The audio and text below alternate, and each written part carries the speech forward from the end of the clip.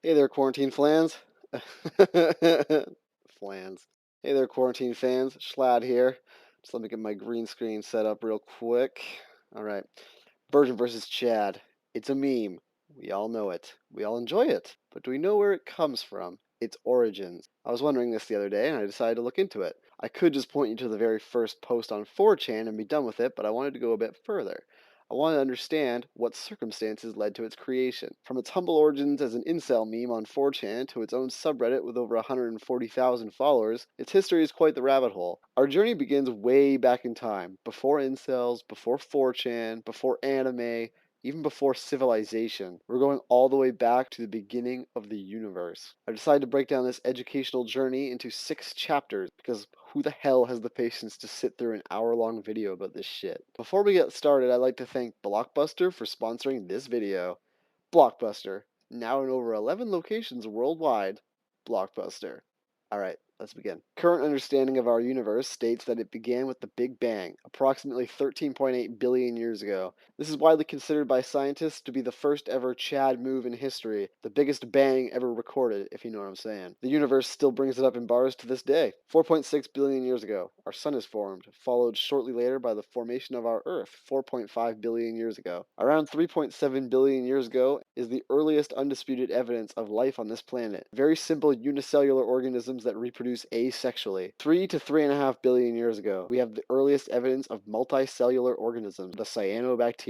This is the earliest known form of teamwork, a very Chad-like quality. 1.2 billion years ago, we have the earliest evidence of sexual reproduction in eukaryotes, which are the Chad cells compared to the total virgin prokaryotes. With their gigantic size, internal membrane, plastids, cell wall, and who could forget the mitochondria, the powerhouse of the cell. This milestone is a major one for all life on Earth because it marks the true dawn of virginity to the world. Fast forward to 235 million years ago, we have the earliest concept of alphas, aka a dominance hierarchy, found in the order Hymenoptera, which includes bees, wasps, and ants. Many of these have societies with queens, workers, and other subservient roles. So you're probably thinking, Schlad, mammals have social structures too. To that I say, ants came first, bitch.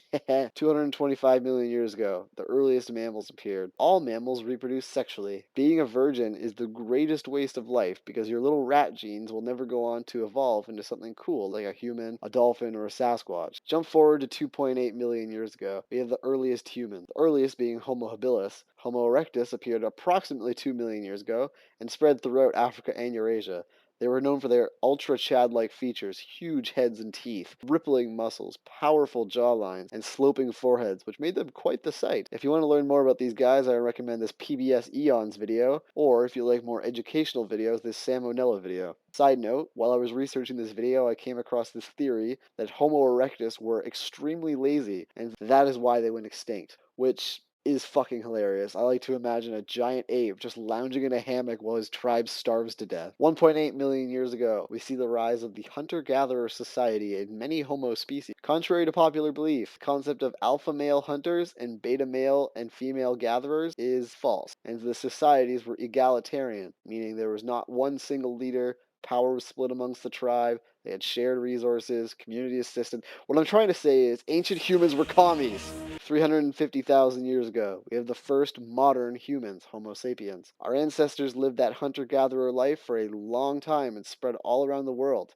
It should be noted that people from this time were actually taller than the average humans today. This is because of their extremely balanced diets, active lifestyle, and vigorous fuck sessions. Approximately 10,000 BC. This is the part of the video where anarcho-primitivists start crying. This is the Neolithic Revolution. This is when civilizations formed and people found their places in the top and bottom of societies. 8500 BC. Humans absolutely cuck animals by taming them, marking them as the supreme Chads over all animal life. 5000 BC. Lake Chad reaches its greatest extent and is actually known as Lake Mega Chad. How fucking cool is that?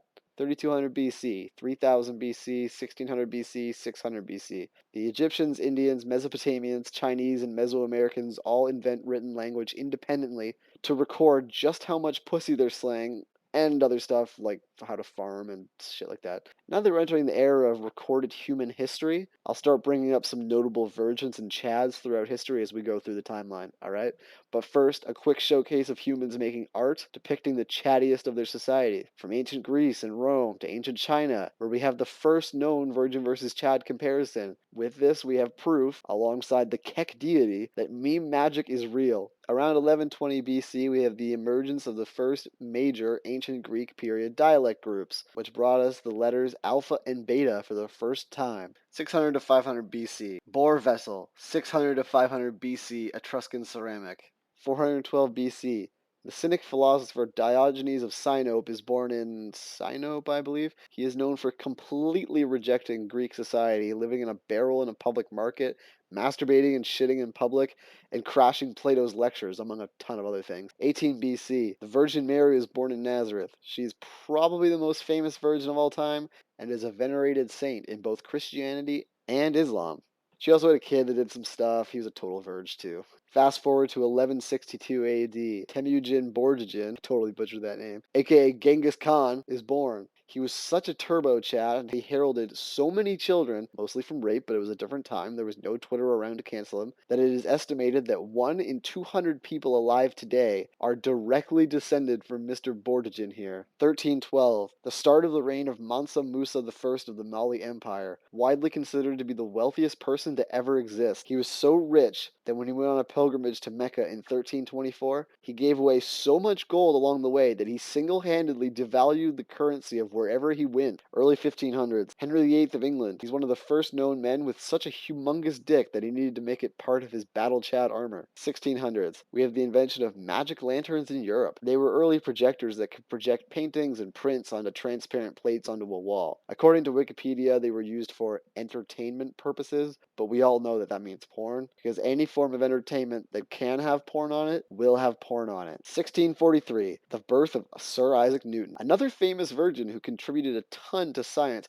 but who cares about that? Look at that fucking jawline. You could cut diamonds on that damn thing. Total chad. A chad virgin, if you will. 1760s, the Dutch introduced the magic lantern to Japan. Magic lantern shows, or as they were called in Japan, utushie, would later go on to inspire early Japanese animation in the 1900s. 1823, Europeans first discover a now much smaller Lake Chad, and they still consider it to be one of the largest known lakes in the world. Mid-1800s, Thomas Nast produces a comic comparing a scholar to a boxer, satirizing the populist view that intellectualism and athleticism were mutually exclusive. Personally, I consider this to be one of the earliest Western examples of a proto-virgin versus Chad. 1900, the French established the military territory of Chad as part of the French colonial empire. 1907, an advertisement for the Morning Leader makes the first true virgin versus Chad comparison between an attractive and business-minded alpha male reading their paper and a sniveling, pathetic beta lover of cheap and untrue sensationalism who reads the yellow press. Take a note of that jawline, ladies and gentlemen. Early 1900s, scientific papers are published mentioning the concepts of alpha males in nature. 1917, we have the first known animation in Japan.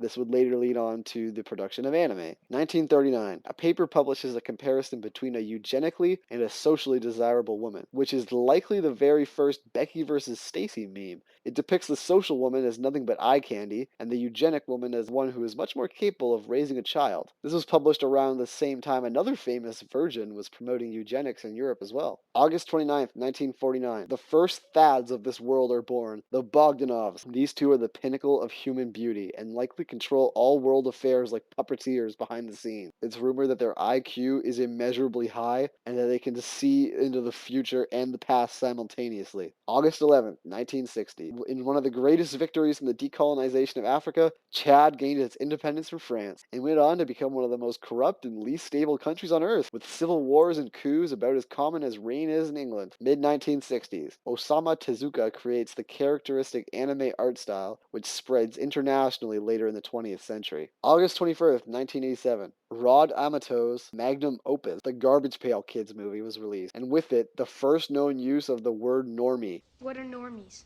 Normies. They're normal people. We got to hide from them. Alright, I'm gonna wrap this bitch up with the final piece of history in this part of the documentary. The origin of the terms Chad and Stacy. According to the Chicago Tribune, both of the names Chad and Stacy as slang terms both originated in Chicago, Illinois during the 1990s, with Chad being a somewhat derogatory slang term for a young, successful white man in their late 20s and early 30s who attended a Big Ten school, loves cornhole, collared shirts, and cargo shorts. Trixie, alongside Stacy, were both terms used for referring to young, urban white women, typically single and in their 20s and early 30s, who were considered to be social climbing, marriage minded, money hungry young women that would seem to flock to the Chads of Chicago, and they also loved Starbucks. Don't ever forget that. The terms became popular because of two satirical websites about a fake club full of these people called the Lincoln Park Chad Society and the Lincoln Park Trixie Society. They can't be accessed anymore, unfortunately, but their legacy lives on. I find it kind of strange that the much less popular name Stacy was picked over the much more popular Trixie. But regardless, the names Stacy and Chad live on in the minds of incels everywhere. And speaking of incels, I'll be talking about the origins of inceldom, which started in the early 90s, the rise of 4chan and Reddit in the 2000s, and the related internet phenomenon that contributed to the creation of the first Virgin vs. Chad meme in March of 2017. Alright, thanks for watching. Don't forget to like the video and subscribe to see the next one, and maybe check out my other shitty videos. Alright, Schlatt out. Peace.